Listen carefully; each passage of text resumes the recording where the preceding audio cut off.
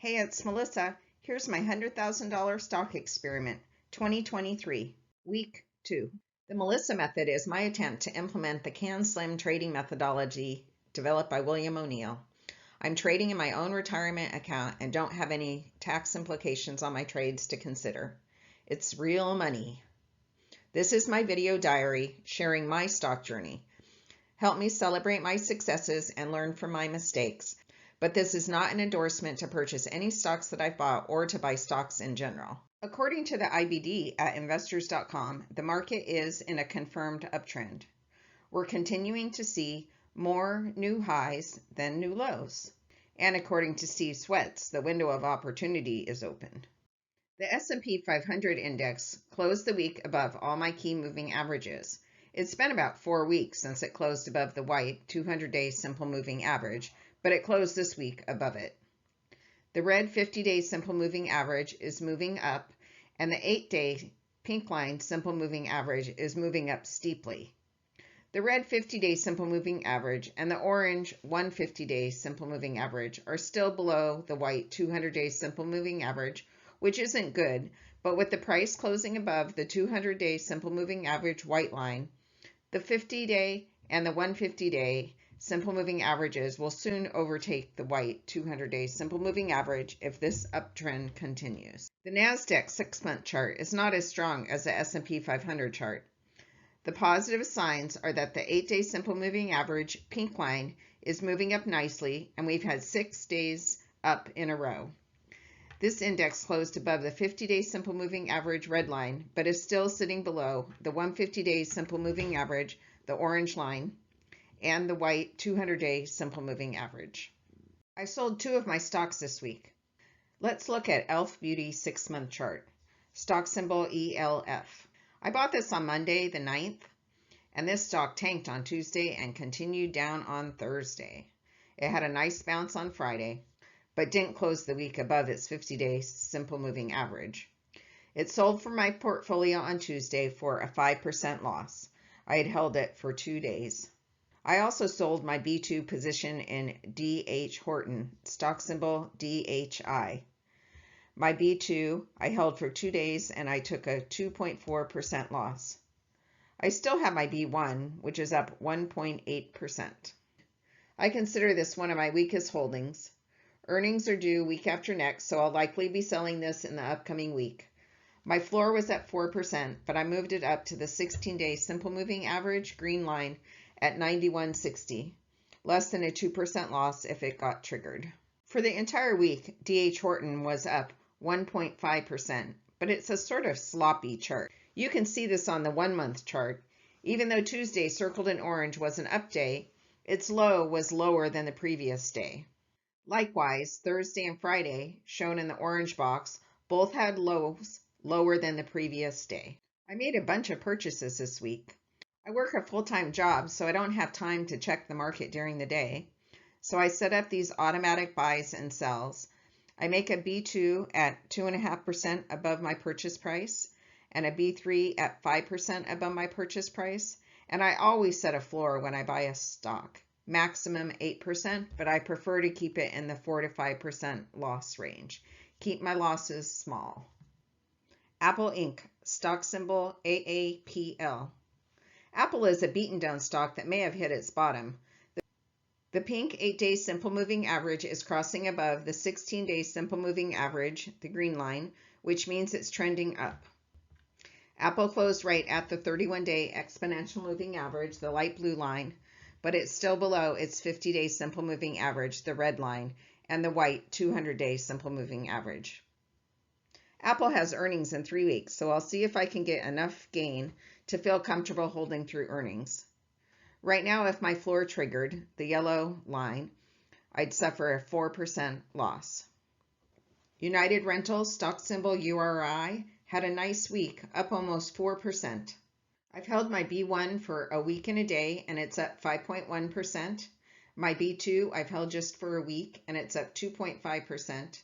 And my B3 I've held just the 2 days, and it's up 0.2%. I did raise my B1 floor on this to right around the 31-day exponential moving average. I set my floor at 362.15, and my B2 and my B3 floor are both at the 4% loss should they triggered.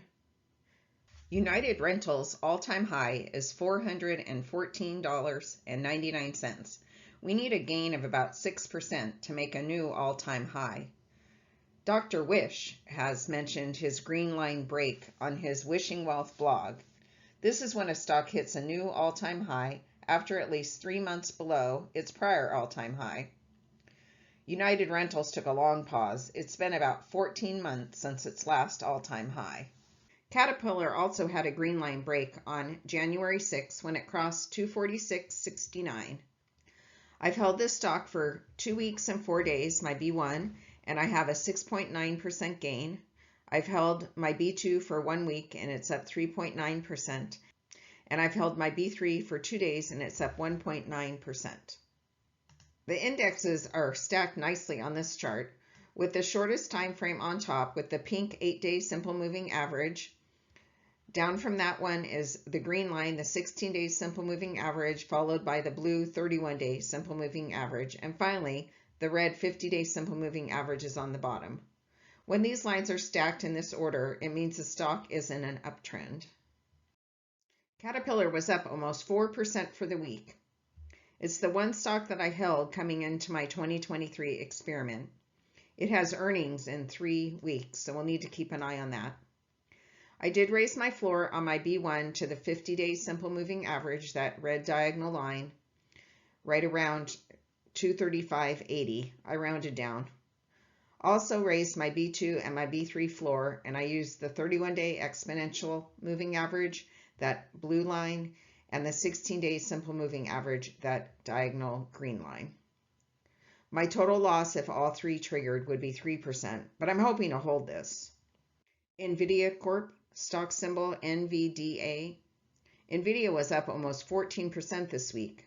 I didn't catch all of that, but I was able to get into it and make a nice profit. I said last week that I wanted to get in when it crossed 150.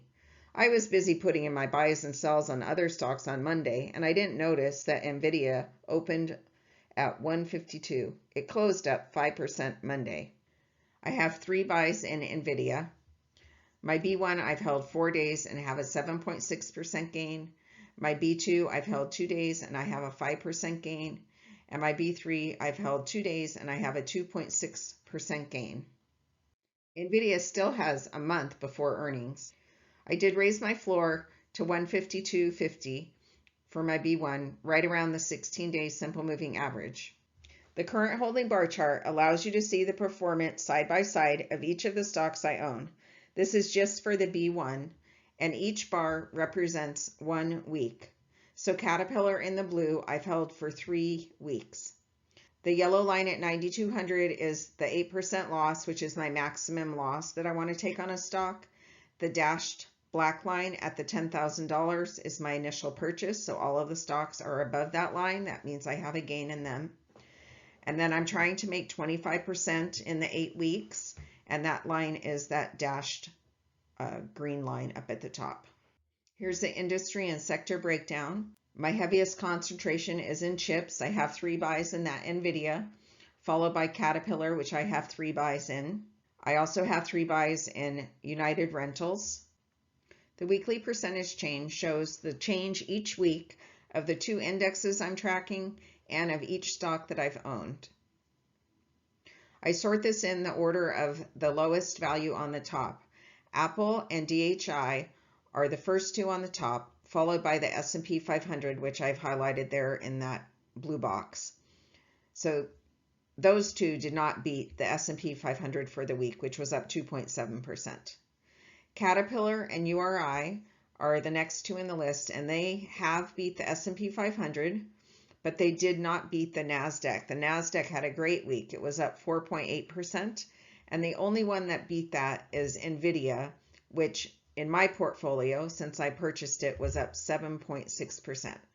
So if the box is only there for the first week, it's not the weekly gain, but it's the amount of gain that I have for that first week that I purchased it. So it could be a full week, could be a partial week. When I look at my performance comparison, the S&P 500 is over on the left-hand side in the blue, And the NASDAQ is in the middle in the teal sort of color, and the Melissa method is the orange on the right-hand side.